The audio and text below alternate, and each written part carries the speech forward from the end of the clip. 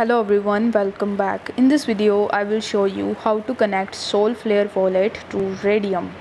So in order to do this, you first need to launch your Solflare wallet and then you just have to log in into your account if you haven't already. Now once you do this, you are going to see this globe icon in the bottom. So you need to tap on this browser icon. Then in the search bar, you will have to search for Raydium and then you will be landed on your Google. So over here you are going to see the website of raydium.io. So you need to tap on raydium.io and then you are going to see the connect wallet button in the top right hand corner of the screen. After tapping on it, you are going to see this type of page in front of you where it will ask you to give it some permissions and ask you for sign in transactions. So you just have to tap on the connect button in the bottom and then it will show you the prompt that says Solflare wallet connected successfully.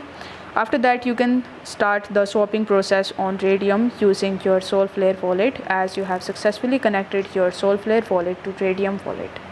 So I hope this video was helpful, and if it was, then don't forget to like the video and subscribe to the channel. Thank you so much for watching.